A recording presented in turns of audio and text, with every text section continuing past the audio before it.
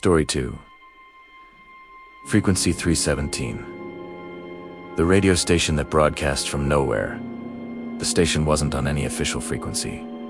It wasn't licensed. It wasn't supposed to exist. But every night at exactly 3:17 a.m., it broadcast, and whoever was listening always heard their own name. Zara Mirza was 26, working the overnight shift at a rural transmission tower in the Khalistan desert. Punjabi remote monitoring, post for a government telecom relay station, the kind of posting nobody wanted.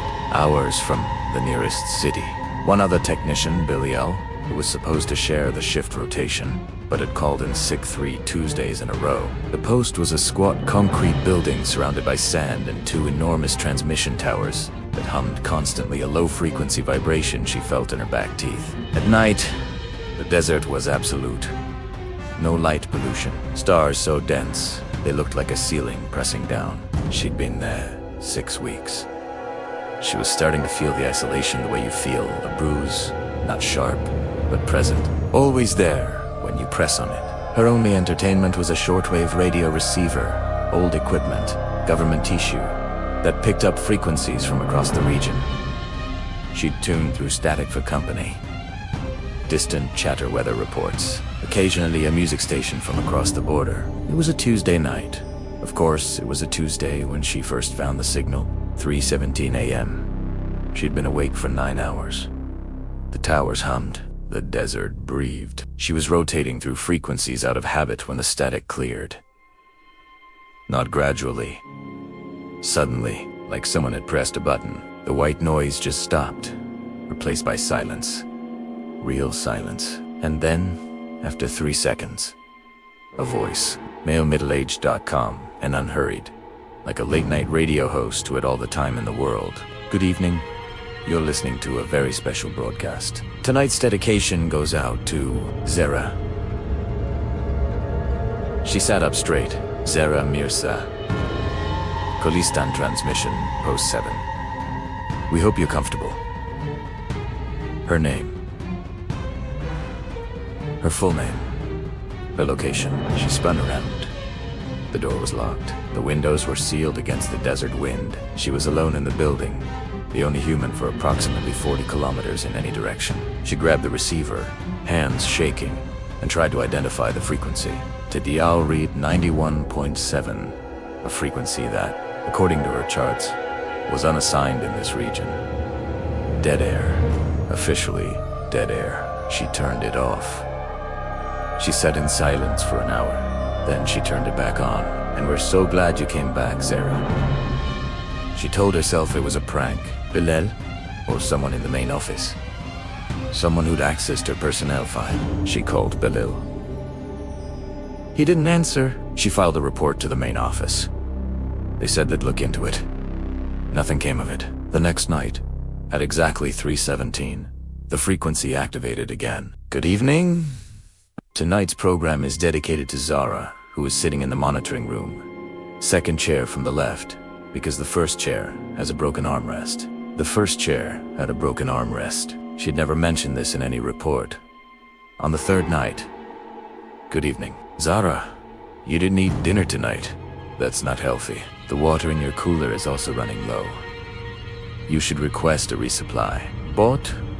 Where to? She wasn't frightened yet. She was something colder than frightened. She was certain she was being watched. She searched the building, checked every corner, every air vent, every piece of equipment for cameras or listening devices. She found nothing. On the fourth night, she didn't turn the radio on at all. She sat with the receiver switched off, arms crossed, jaw tight. At 3:17, the receiver turned itself on. Good evening, Zara. We'd prefer if you didn't ignore us. She started talking back. She told herself it was to gather information, profile whoever was doing this. But the truth was simpler. The desert was enormous, and she was small. And the voice was the only thing that felt real at 3:17 a.m. Who are you? She asked, the first night she spoke. We're the ones who've been here longer. Longer than what? Longer than the towers. Longer than the roads. Longer than the names people gave this land. That's not an answer. No, but it's the truth. she asked. "What do you want from me?" Long pause. "We want you to stay. People come to places like this, key places, and they bring noise with them. You've been here 6 weeks. The noise is almost gone. You're almost quiet enough." Quiet enough for what? The broadcast ended exactly 3:17 to 3:34. 17 minutes, every time. Exactly 17 minutes. She didn't file another report. She didn't know how to explain what she was experiencing without sounding like she'd lost her mind in the desert, which she acknowledged in her journal was possible. The isolation, the sleeplessness, the constant tower hum that never stopped, that she'd stopped hearing consciously, but maybe affected her in ways she couldn't measure. Maybe. "I imagined it," she wrote. Then, underneath, in different handwriting, harder pressed, like the pen was being gripped too tightly. But I didn't. She didn't remember writing the second line. 3 weeks after the broadcasts began, the voice said something different. "Zara, we'd like to show you something. Tonight, after the broadcast ends, go outside. Face the North Tower. Count 17 steps away from the base. Look down."